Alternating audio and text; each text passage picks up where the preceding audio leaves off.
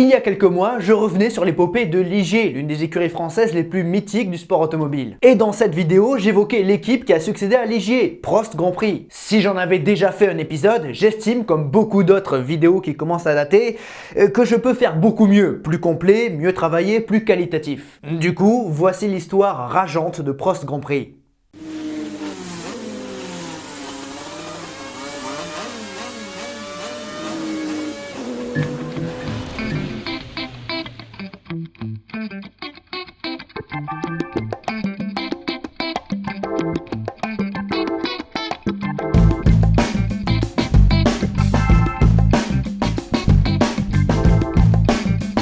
Si Prost Grand Prix a officiellement vu le jour en 97, l'idée d'une écurie 100% française menée par Alain Prost remonte à quelques années plus tôt. Plus précisément au début des années 90, alors que Prost est en pleine galère chez Ferrari. Dans la panade, le champion du monde français regarde ailleurs, bien qu'il ait à la base un contrat Ferrari jusqu'en 92. En parallèle, Guy Ligier voit en Prost un potentiel successeur et alors, un fantasme naît. Une écurie 100% française avec Alain Prost comme porte-étendard, avec également l'aide de Renault, de Elf, mais aussi de Michelin. Bref, un projet tricolore. Pour cela, Guy, pris par ce doux rêve, se rapproche de toutes les parties. Patrick Faure pour Renault, Alain Guillon pour Elf et Pierre Dupasquier pour Michelin.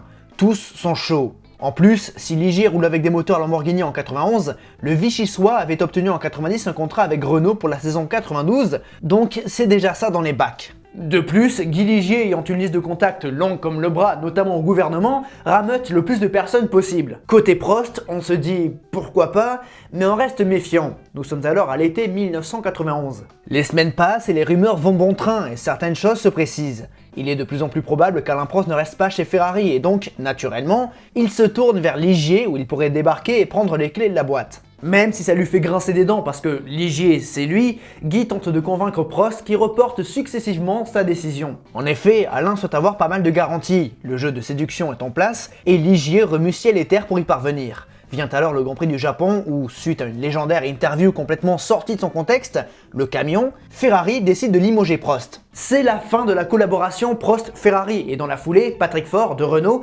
s'approche de Prost. S'ensuit alors un hiver bordélique où l'avenir du français sera au cœur des débats. En fait, si Renault se rapproche de Prost, c'est pour placer le français chez Williams et non chez Ligier. Le but étant d'atteindre ce qu'ils n'ont jamais réussi à faire entre 81 et 83, à savoir décrocher un titre mondial. Sauf que, comme j'ai dit, la liste de contacts de Ligier est longue et à la direction de Renault se trouve un certain Jean-Luc Lagardère qui plaide en faveur de Guy. Donc pour placer Prost chez Ligier et créer l'écurie France. Dans l'absolu, Prost veut bien à condition de poser des bases solides dans l'écurie de Manicourt. Et ça passe, par exemple, par le recrutement de John Barnard en provenance de chez Benetton. Mais l'ingénieur britannique n'est pas séduit et retournera chez Ferrari. Prost va mener 3 combats. En priorité, obtenir un baquet chez Williams pour 93, 92 étant compromis. Ensuite, porter l'affaire Ferrari en justice et enfin, obtenir de Ligier les conditions requises. Même si en réalité il ne compte pas vraiment rouler chez Ligier, voulant à tout prix gagner, Ligier ne pouvait pas gagner à cette époque. Du coup, Guy continue de toquer à toutes les portes. Début d'année 92, le 18 janvier, Alain Prost débarque incognito au Castellet pour découvrir la nouvelle Ligier JS37, le tout avec le casque d'Eric Comas. 8 jours plus tard, c'est à Estoril que Prost retrouve la JS37, cette fois-ci officiellement. Guy Ligier croit alors avoir réussi son coup. Il propose donc à Prost d'entrer dans le capital de l'écurie dès 92 et d'en prendre totalement les commandes en 95 lorsque Guy se retirera totalement. Mais Prost ne compte pas attendre tout ce temps et puis de toute façon il n'envisage pas vraiment de rouler avec eux. Ça coince. Puis les élections législatives arrivent en 93 et cela pourrait redistribuer les cartes parmi les soutiens de Ligier au gouvernement. Ouais. C'est très français comme histoire. Et le rejet de Prost et l'avortement de ce projet est annoncé 2 jours avant les premiers essais à Kyalami. Le doux rêve de l'écurie France s'arrête donc là, mais reprendra quelques années plus tard. Mais avant de plonger pleinement dans le vif du sujet, laissez-moi vous parler d'une marque que j'aime beaucoup et qui me fait confiance depuis maintenant 1 an. Je parle bien entendu de Oli, cette marque de boissons made in Berlin aux multiples avantages. Car en plus d'avoir de très bons goûts et un large choix de saveurs entre énergie, iced tea et hydration, les 3 gammes de produits, Oli est plus sain, plus efficace, plus écologique et plus économique que la plupart des boissons du marché. Donc c'est un bon deal. Et regardez-moi ce toucan. Je vous invite à aller voir en description un lien qui vous redirigera vers le site Oli et servez-vous de 2 codes promotionnels. Le circuit qui vous offre 10% de réduction et le circuit 5 qui vous offre 5 € de réduction sur votre première commande. Ce mois-ci, comme saveur, je vous conseille le cactus camel et le mango fruit passion. Après, je ne peux que vous conseiller les packs découvertes, comme ça vous avez plusieurs échantillons de saveurs et comme ça vous pouvez faire votre choix. Merci à Oli du soutien, merci à vous de vous y intéresser et de faire des retours positifs, ça aide beaucoup la chaîne, croyez-moi. Bref, faisons un bond dans le temps lorsque l'idée d'une écurie 100% française revient sur le tapis.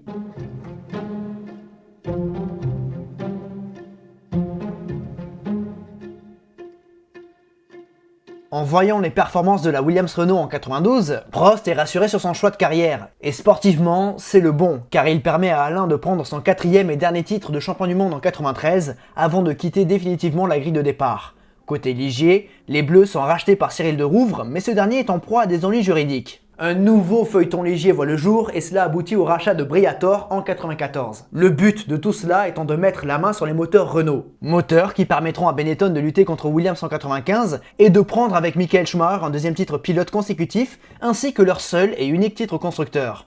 Côté Ligier, le rachat de Briator transforme la voiture qui devient un copier-coller de la Benetton. De plus, en échange des moteurs Renault, l'écurie de Manicourt obtient des moteurs Honda dont les performances sont honorables. C'est dans cette configuration que Ligier décroche sa 9e et dernière victoire lors du tumultueux Grand Prix de Monaco 96 avec Olivier Panis. Et c'est d'ailleurs en 96 que le nom d'Alain Prost revient dans l'équation, lui qui cette année-là est pilote essayeur de luxe chez McLaren. Il est clair que Briator n'a pas de réel projet pour l'écurie Ligier, mais sans lui, l'écurie de Manicourt va droit à sa perte. Ligier ne peut plus être indépendant, et c'est dans ce contexte que le quadruple champion du monde est de nouveau mis sur les rangs. Puis l'éviction de Tom Walkinshaw, le team principal de l'écurie, ne fait que renforcer l'idée d'une reprise par Prost. Sauf que là, l'idée est carrément soutenue par le gouvernement français qui s'inquiète de la présence française en Formule 1. En 96, Renault laisse entendre qu'il pourrait prochainement quitter les grilles de départ.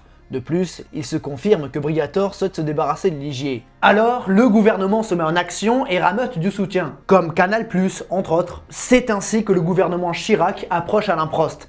Et on connaît le français, il est méfiant. C'est répétitif, mais il veut bien à condition d'avoir de bonnes conditions. Ouais, c'est très mal écrit. Soutien politique, médiatique et financier incontestable afin de devenir une écurie qui compte en Formule 1 et pas une écurie qui fait de la figuration. Pour cela, il faut un motoriste attitré et si Renault s'en va, il reste Peugeot en tricolore. Peugeot veut bien, mais eux-mêmes veulent des conditions, une exclusivité, du soutien, etc. dont le but est également de faire partie des meilleurs de la discipline. Mais c'est l'intention de tout le monde, c'est magnifique! Ouais, mais pour le moment, on est sur le papier, faudra voir quand il faudra réellement faire des efforts. Toujours est-il que la reprise de Ligier se met progressivement en place, et des signaux encourageants émergent avec par exemple l'intention de Michelin de retourner prochainement dans l'élite, ou encore, surtout, l'aval de Total. De son côté, Prost demande un budget compris entre 400 et 500 millions de francs. De plus, il demande un engagement de 4 ans de la part de ses soutiens afin d'être tranquille financièrement. De plus, il souhaite être le seul maître à bord et d'avoir un ingénieur de renom. Vous l'avez compris, tout le monde présente ses exigences. Et il faut dire que dans l'euphorie, beaucoup de belles promesses sont faites et tout ceci se passe durant la saison 96. Qu'en est-il au final? Eh bien, un budget de 250 millions de francs a été réuni avec plusieurs soutiens. Comme prévu, on a Canal+, mais aussi la CETA, la Société des tabacs et alcools en France, matérialisée par Gauloise, mais aussi Alcatel. Mais 250 millions, c'est 2 fois moins qu'espéré. Briator accepte alors de céder ses parts Ligier à Prost, qui se retrouve obligé d'investir son argent personnel dans cette manœuvre.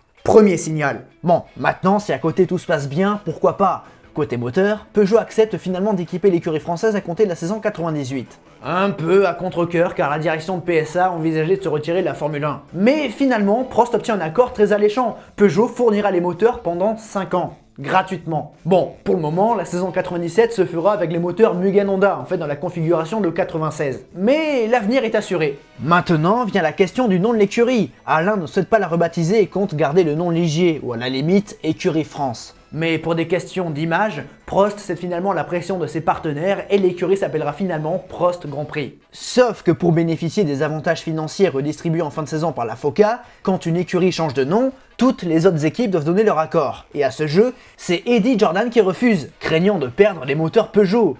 Heureusement, Tonton Bernard est là et met la pression à l'Irlandais qui accepte. Et le 14 février 1997, Ligier devient Prost Grand Prix et le projet est vraiment très séduisant.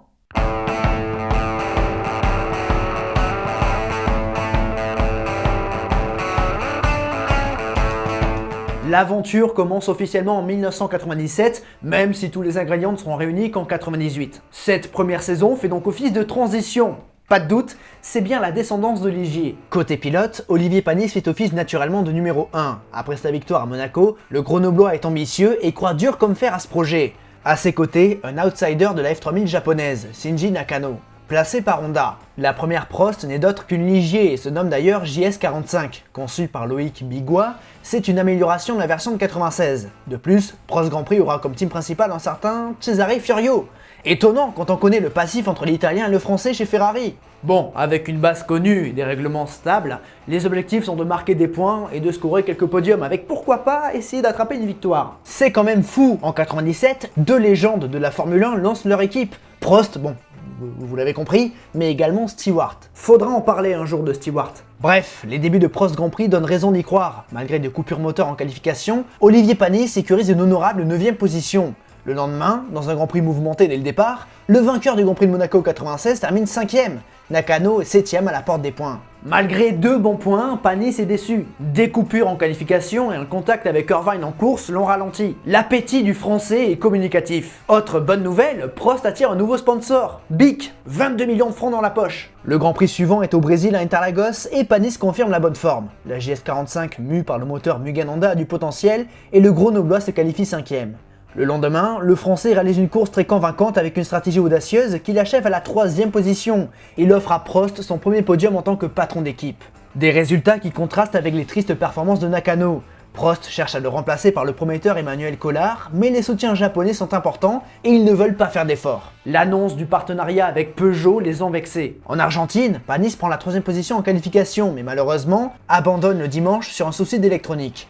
De nouveau bien qualifié à Imola, il faut attendre Monaco pour revoir le français dans les points avec une belle 4ème place sous les 32. Et alors que le sort de Nakano fait parler, Olivier Panis réalise une remontée splendide à Barcelone. Qualifié 12ème, il profite des abandons et des déboires des pilotes équipés de pneus Goodyear pour amener sa Prost équipée de pneus Bridgestone à la 2ème position derrière Jacques Villeneuve. Et avec Alesi 3ème, c'est un triplé francophone. Et devinez qui figure 3ème au classement pilote ? Olivier Panis. Le Français est en confiance et vise de nouveau les points au Canada. Mais malheureusement, au 52e tour, le Grenoblois est victime d'un bris de suspension qu'il expédie dans les pneus. Le choc est violent et fracasse l'avant de sa Prost. Panis n'arrive pas à s'extraire. Le drapeau rouge est présenté et le Grenoblois est pris en charge par le docteur Sid Watkins et les équipes médicales. L'inquiétude gagne le paddock et le garage Prost Grand Prix. Le pilote est évacué vers l'hôpital et le verdict tombe. Olivier Panis a les 2 jambes cassées, fracture du tibia gauche et double fracture tibia péroné à droite. Cet accident marque un coup d'arrêt brutal à Prost Grand Prix. Paradoxalement, c'est ici que Nakano score son premier point.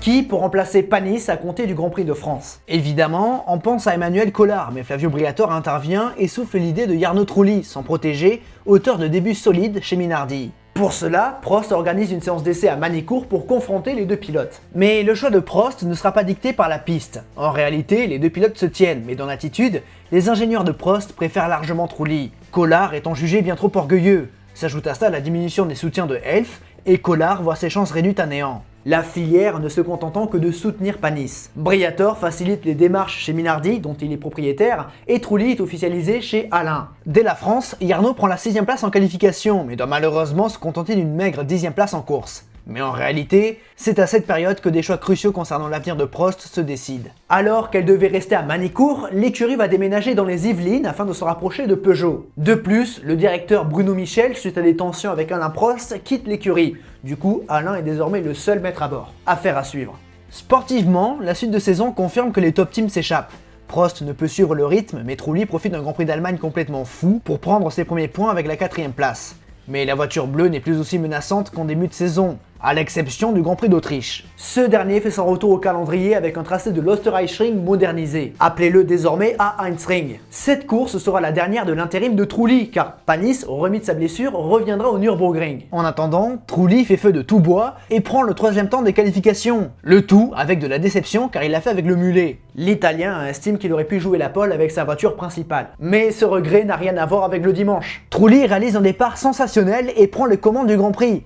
Le rythme est bon sur le bucolique tracé styrien, et bien que Villeneuve reprenne les commandes aux premiers arrêts, Trulli ne lâche pas. En fin de course, la victoire semble possible, ou au pire, la 2ème place. Mais au 59e tour, les espoirs de résultats historiques partent en fumée lorsque le Mugananda rend l'âme. Même s'il a dû appauvrir la richesse de son mélange carburant après son arrêt, il y avait quand même un gros résultat potentiellement historique à prendre pour l'écurie. Bon, un au lit et ça repart. Cela dit, Alain félicite et remercie Arnaud Trulli pour son intérim, mais le patron de l'écurie française admet qu'il y a de fortes chances de voir l'Italien titulaire en 98. 2 grands prix plus tôt, Prost signe un nouveau partenariat avec la CETA qui augmentait son soutien. Cette dernière va donc couvrir les dépenses du déménagement de Magny-Cours à Guyancourt dans les Yvelines. C'est donc acté. Au Nürburgring, Olivier effectue donc son retour à la compétition. Ravi de retrouver sa monoplace, le Grenoblois balaye les doutes en signant son retour par une 6ème position et un nouveau point. Panis is back, je vous ai dit, un au lit et ça repart. Autre bonne nouvelle, Alain Prost parvient à recruter l'ingénieur émérite Bernard Dudot en provenance de Renault. Et oui, Renault va quitter la grille de départ et celui que l'on considère comme le père du turbo en Formule 1 va rejoindre l'écurie française. Ce recrutement est de bon augure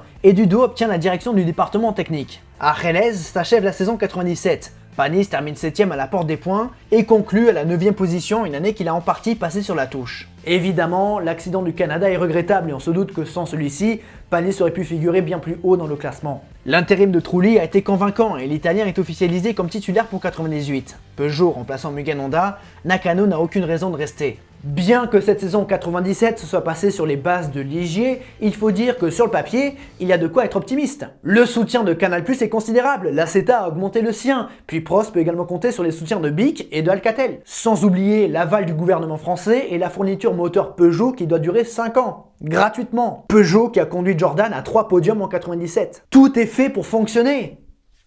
Et pourtant...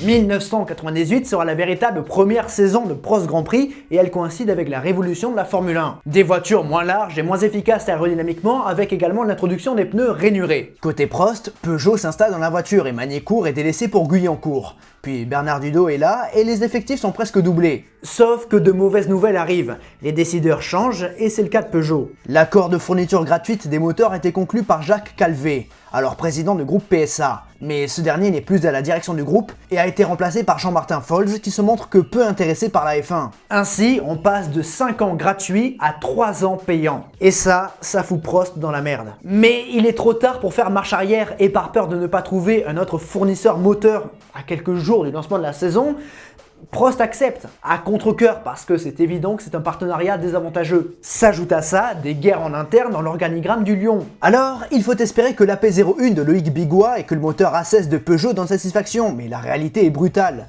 Cette voiture n'est pas performante et Prost Grand Prix va vite se rendre compte que la fiabilité n'est pas du tout présente. Et les mauvaises nouvelles n'ont pas fini d'arriver. Prost ne fait plus partie des équipes de développement de Bridgestone, les Japonais ont préféré se tourner vers McLaren et Benetton. Ce qui est logique. Enfin, il apparaît que les décideurs de PSA souhaitent se désengager de la F1, surtout avec de pareils résultats. Sportivement, l'année 98 est un calvaire. Les abandons s'enchaînent et les évolutions ne font guère progresser la P01 dans la hiérarchie. De par ces pauvres résultats, les soutiens promis par Canal+ diminuent et le gouvernement français, qui était en quelque sorte le garant de cette aventure, se retire rapidement. À l'origine, c'était le gouvernement Chirac qui avait initié le mouvement, mais en 97, le président de la République a décidé de dissoudre l'Assemblée nationale. J'ai décidé de dissoudre l'Assemblée nationale. Et ce move s'est soldé par une cohabitation. La stratégie a donc échoué. Président de droite, gouvernement de gauche. Ça a peut-être fait rétrograder l'importance du dossier Prost Grand Prix. C'est donc un cercle vicieux et Alain se retrouve piégé même si tout n'est pas perdu. Le budget a été englouti par le déménagement à Guyancourt et par la conception d'une voiture inefficace. Bilan, Alain se retrouve à courir après les sponsors et ce beau projet à la base prend un coup dans l'aile. Durant l'été, Prost annonce la reconduction du duo Panis-Trulli qui fait de son mieux. D'ailleurs, la reconduction de Trulli s'accompagne par une augmentation de salaire exigée par son entourage, à savoir Flavio Briatore, mais aussi Bruno Michel, l'ex-directeur de Prost Grand Prix. Et Alain s'incline. En fin d'année, Peugeot présente la nouvelle 206 ainsi que son intention de l'engager en rallye rapidement. La F1 ne fait vraiment plus partie des projets du Lion qui est un pilier dans l'organigramme Prost Grand Prix. Bilan, certains collaborateurs se font la malle et parmi eux, Cesare Fiorio qui rejoindra Minardi en 99. La saison 98 s'achève tristement pour l'écurie française. Il y a un an, il y avait de l'espoir et maintenant, Prost Grand Prix est dans la tempête. Sportivement, en 16 Grands Prix, les Bleus n'ont scoré qu'un seul petit point, acquis par Trulli à Spa au terme d'un Grand Prix à élimination. Seuls 4 top 10, mais surtout 20 abandons, dont 14 sur problème technique. C'est mal engagé et il faut du mieux pour 99.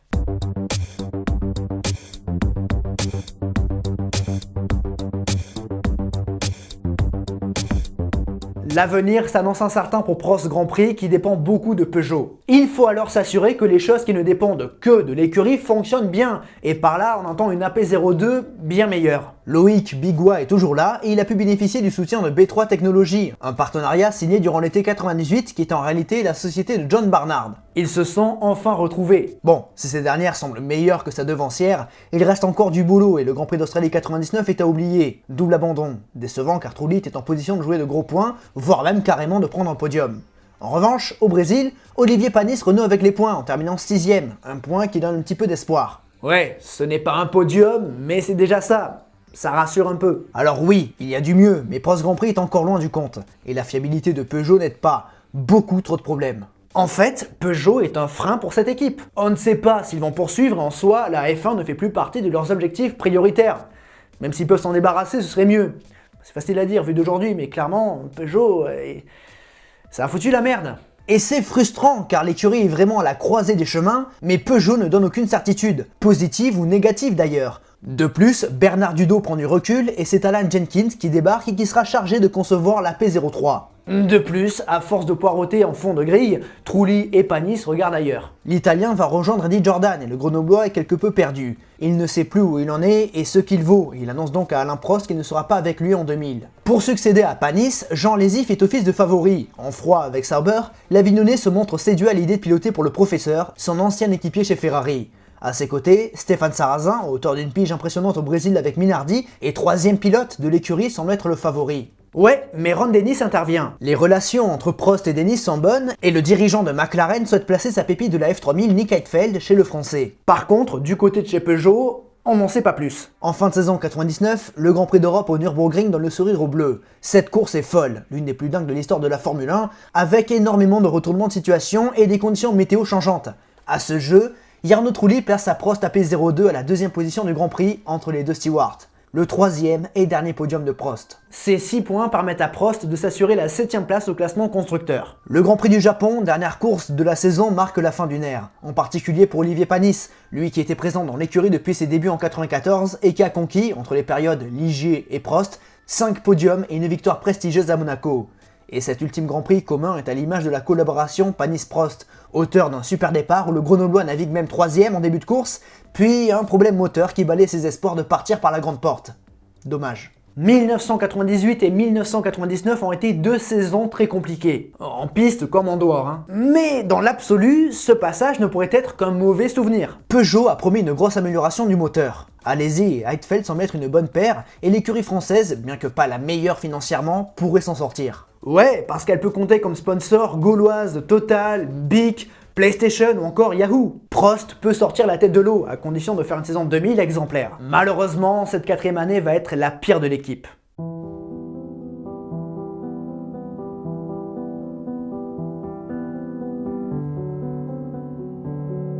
La saison 2000 démarre dans l'incertitude. Il est fort probable que l'association avec Peugeot n'aille pas plus loin que la saison 2000. Le Lion se concentre sur le rallye. Bon choix, quelque part, quand on sait que la 206 WRC remportera 2 titres pilotes et 3 titres constructeurs entre 2000 et 2002. En revanche, pour Prost, ce n'est pas bon. Le pire, c'est que Peugeot fait poireauter Alain en espérant qu'il fasse une bévue afin que la pression d'une rupture potentielle soit reposée sur ses épaules et pas sur les épaules du Lion. Bref, il y a énormément de politique derrière tout ça et il faut dire que les deux parties ne sont pas irréprochables. Le froid est glacial entre Prost et Peugeot et Alain va devoir trouver un nouveau motoriste pour 2001. De plus, il faut dire que la nouvelle AP03 est une catastrophe. La voiture est complètement revue et ressemble fortement à la McLaren de 99, mais seulement visuellement.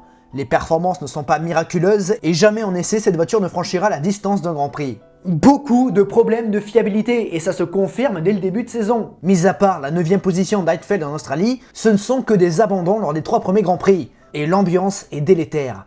Dans sa quête de motoriste, Alain agite l'amitié entre lui et Mansour-Roger pour obtenir de Mercedes une fourniture, mais l'étoile refuse. Prost tente alors du côté de Renault, qui vient de racheter Benetton et qui doit revenir officiellement en 2002, mais le losange ne souhaite pas revenir vers Alain. Puis Briatore se débrouille pour bien fermer les portes. Alors, Prost revient vers Mugen Honda qui motorise déjà Jordan et Barr, et qui ont encore en travers de la gorge les histoires de 97. Au passage, Alan Jenkins, le directeur technique, est remercié. La P03 est un désastre et il faut dire qu'il était vivement critiqué en interne. Pendant ce temps, en piste, c'est difficile. Allez-y, Heidfeld se démène mais la fiabilité n'aide pas. En France, pour la première et seule fois de la saison, les deux Prost arrivent au bout du Grand Prix, 12e et 14e. Mais au Grand Prix suivant, les Bleus touchent le fond. Allez-y et Heidfeld reçoivent la consigne d'échanger leur position, mais ça se solde par une gênante incompréhension et un accident. Symbole d'une saison désastreuse dont l'avenir s'assombrit de jour en jour. Car en plus de ça, les sponsors ne renouvellent pas leur engagement pour 2001. 80-90% du travail de Prost, c'est d'aller chercher des sponsors pour que son équipe survive. Puis pour pouvoir potentiellement financer des moteurs Ferrari. Au Grand Prix d'Allemagne, le départ de Peugeot devient officiel, et pour ne rien arranger, Jean Alesi se crache violemment en percutant Diniz. Le Brésilien a changé de trajectoire au freinage et a expédié son ex-coéquipier à Pimpon-les-Oies. La fin de saison est très difficile et l'avenir est incertain. Nick Heidfeld annonce son départ pour Sauber et les sponsors ne se pointent pas. Jean Alesi, en revanche, affirme son soutien à son patron.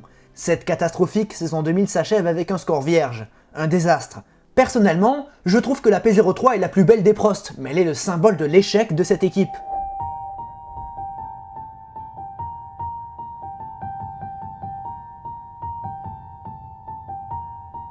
La situation financière de l'écurie bleue est critique en 2001. Prost doit trouver des commanditaires ou un acheteur. Déjà, si l'équipe est encore là, c'est en partie grâce au rachat de Pedro Diniz et sa bande via Parmalat. Côté moteur, un accord a été trouvé entre Prost et Ferrari qui acceptent de leur livrer de coûteux moteurs clients. Après son licenciement de 91, Luca Di Montezemolo a pris la tête de Ferrari et il a très vite regretté ce choix et il a tenté de faire machine arrière. En soi, cette collaboration faite sur le rebranding Acer est un clin d'œil sympa. Mais clairement, on ne donne pas cher de la peau de Prost Grand Prix. Avant la saison, la voiture apparaît vierge de sponsors. Un choc. En revanche, la P04, conçue par Henri Durand, Jean-Paul Gousset et Loïc Bigois, donne des signes encourageants. Afin de renflouer les finances de l'écurie, Jean Alesi est rejoint par l'Argentin Gaston Mazzacane et son enveloppe. La saison 2001 démarre et le contraste est saisissant entre les deux pilotes. Après 3 grands prix bien au fond de grille, Mazzacane est remercié par Prost qui trouve un accord avec Luciano Burti. De son côté, Alesi enchaîne les top 10 et démontre que la P04 en a dans le ventre. De plus, les moteurs Peugeot étant remplacés par Ferrari, la fiabilité n'est plus vraiment un souci.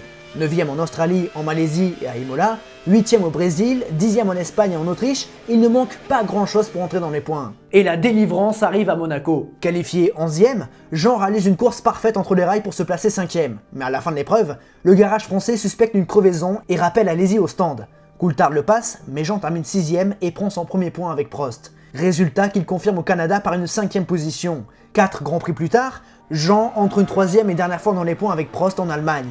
Mais derrière ces résultats se cachent beaucoup de problèmes. La situation financière de l'équipe est préoccupante et l'avenir s'assombrit de jour en jour. C'est donc, comme on peut l'imaginer, une forte pression et les discussions se transforment en brouhaha. Alain cherche désespérément du soutien et dans ce magma de pression, d'incertitude et de frustration, la relation entre Prost et Alesi se tend. Des tensions et des désaccords qui aboutissent au départ de l'Avignonnais qui s'en va rejoindre Jordan. Fin de l'aventure. La situation est similaire entre Frentzen et Eddie Jordan et HHF fait l'inverse de Jean Alesi et rejoint l'écurie française pour la fin de la saison. Si l'AP04 était une bonne base, certainement la meilleure Prost de l'écurie, le manque d'argent a privé les Bleus d'essais privés et de développement. Peu à peu, la faillite pointe le bout de son nez. Puis les moindres espoirs sont aussitôt balayés. À Spa, Frentzen réussit un pari osé dans des qualifications en conditions changeantes.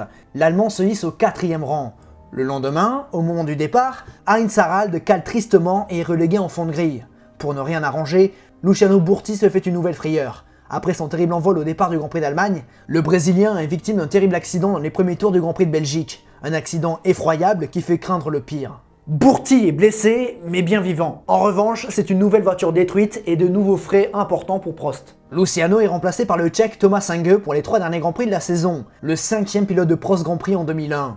En fin d'année, les caisses sont vides et la dette de l'écurie s'élève à 33 millions d'euros. L'écurie française est donc placée en redressement judiciaire en espérant trouver des investisseurs, mais personne se pointe. Le 28 janvier 2002, après une lente agonie, Prost est mis en liquidation judiciaire. Les 200 employés sont licenciés et l'aventure prend fin. Prost Grand Prix est un échec cuisant, un immense regret pour Alain Prost. Il le dit lui-même, s'il avait su ce qu'il attendait, il n'aurait jamais racheté Ligier. Les promesses non tenues ont mis ce projet dans une spirale négative. La volonté nationale a vite été dépassée par la réalité financière et les coûts monstrueux qu'exige la Formule 1. Pourtant, ce projet semblait bien plus solide que beaucoup d'autres équipes. Parmi les points clés, évidemment, on pense au changement de dernière minute des conditions de Peugeot, et connaissant la suite, Alain Prost aurait dû se raviser et chercher une autre solution.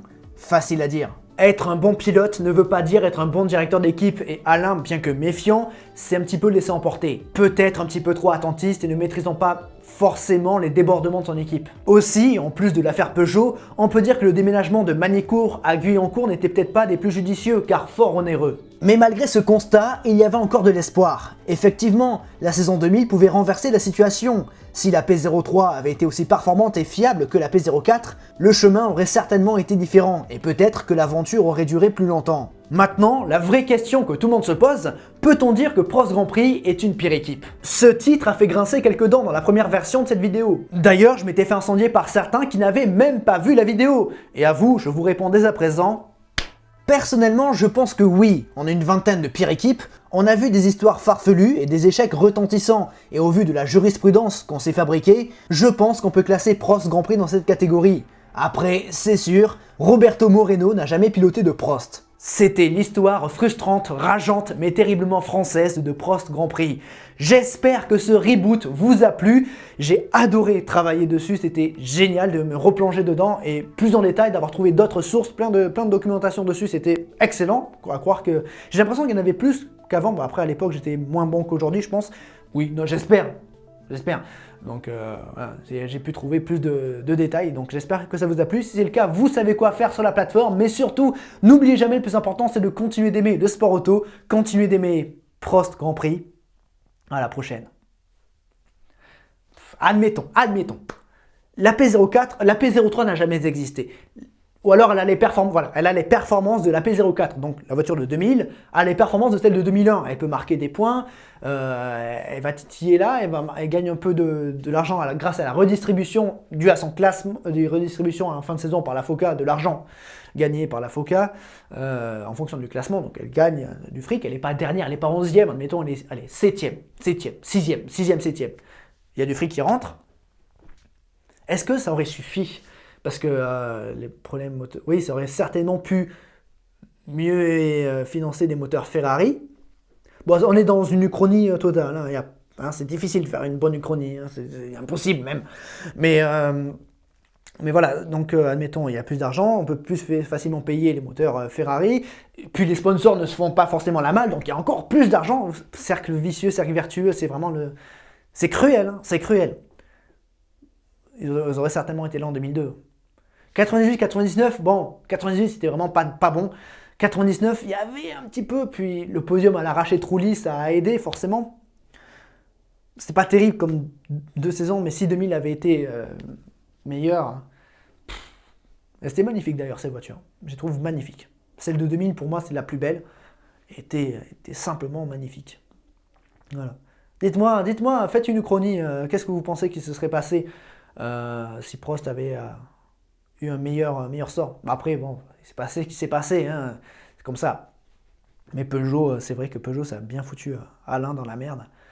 Mais bon, on peut reprocher, voilà, comme je disais, à Alain d'avoir été peut-être un petit peu trop attentiste et de ne pas avoir pris les devants. Bon, après, il y a des trucs qu'on ne sait pas, on n'est pas au courant de comment ça se passait là, en interne, dans les bureaux, tout ça. Bon, c'était compliqué. Dommage, c'est un regret.